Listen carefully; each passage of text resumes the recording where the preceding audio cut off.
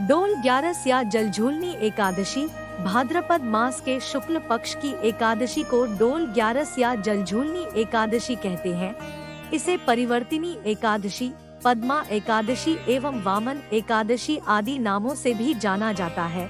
इस एकादशी के दिन भगवान विष्णु लक्ष्मी का श्रृंगार करके खूबसूरत डोले में सजाकर यात्रा निकाली जाती है, इसलिए इसे डोल ग्यारस कहा जाता है।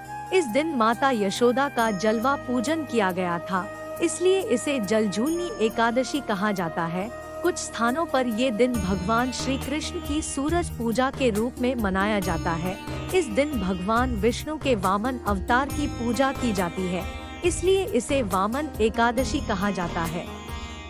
इसे परिवर्तनी एकादशी भी कहा जाता है, क्योंकि चातुर्मास के दौरान अपने शयनकाल में इस दिन भगवान विष्णु करवट बदलते हैं। यह पद्मा एकादशी के नाम से भी प्रसिद्ध है। पद्मा माता लक्ष्मी का एक नाम है। इस दिन जो व्यक्ति एकादशी का व्रत करता है, उस पर मां लक्ष्मी अपना संपूर्ण वैभव लुटा देती है। जलझूलनी एकादशी का महत्व। शास्त्रों का कथन है कि भाद्रपद माह के शुक्ल पक्ष की इस एकादशी को करने से वाजपेय यज्ञ के समान फल मिलता है।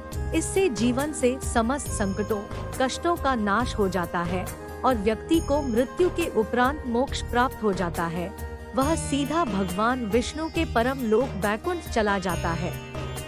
जीवन में मान सम्मान, प्रतिष्ठा, पद, धन धान्य की प्राप्ति के लिए यह एकादशी प्रत्येक मनुष्य को करना चाहिए। चूँकि इसे पद्मा एकादशी भी कहा जाता है, इसलिए मां लक्ष्मी की कृपा प्राप्त करने के लिए इस दिन उनकी विशेष पूजा का विधान भी है। जलझूलनी एकादशी व्रत विधि।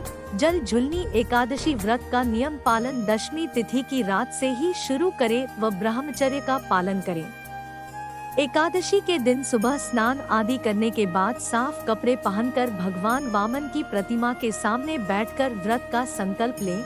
इस दिन यथासंभव उपवास करें। उपवास में अन्न ग्रहण नहीं करें। संभव न हो तो एक समय फलाहारी कर सकते हैं। जलझूलनी एकादशी पूजा विधि। एकादशी वाले दिन सुबह जल्दी उठकर स्नान कर एकादशी व्रत करने का संकल्प लें। इसके बाद भगवान विष्णु की आराधना करें और उनकी मूर्ति के समक्ष घी का दीपक जलाएं। पूजा में तुलसी और ऋतु फलों का प्रयोग करें।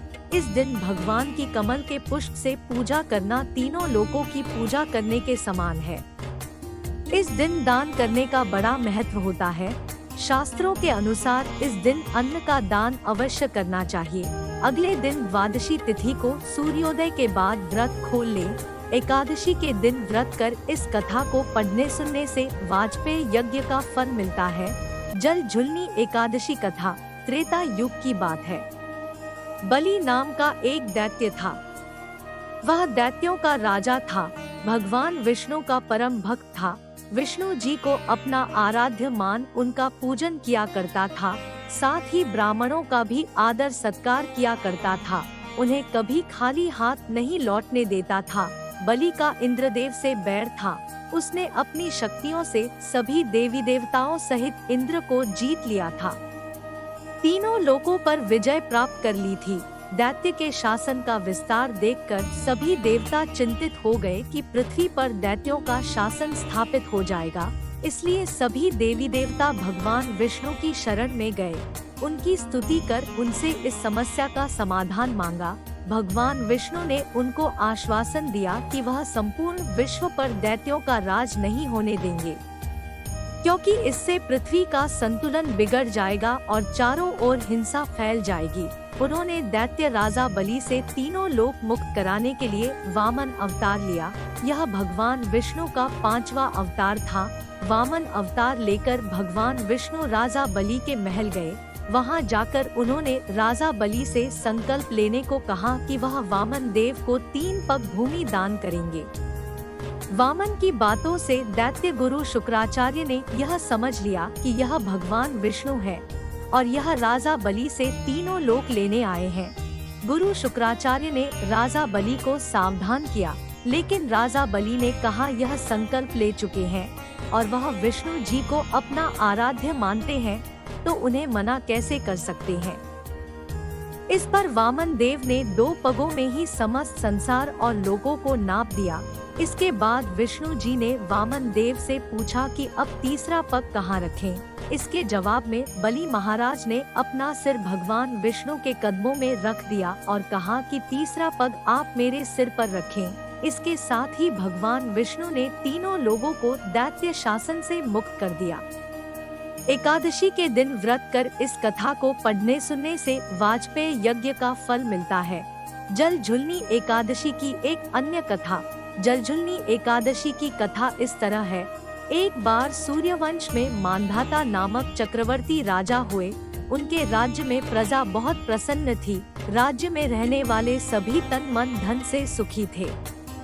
पर समय का चक्र ऐसा फिर कि एक बार इस राज्य में अकाल पड़ गया और लगातार 3 वर्ष तक वर्षा नहीं हुई।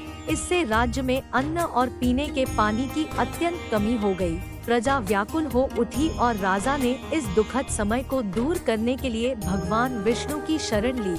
विष्णु भगवान ने उन्हें विधि विधान से जलझुलनी एकादशी व्रत करने की सलाह दी। राजा मांधाता ने इस व्रत को नियम पूर्वक किया और कुछ दिनों में ही व्रत के प्रभाव से राज्य में बहुत अच्छी वर्षा हुई। राज्य में फिर से खुशियों का मेला छा गया। सब बोलिए विष्णु भगवान की, वामन अवतार की जय।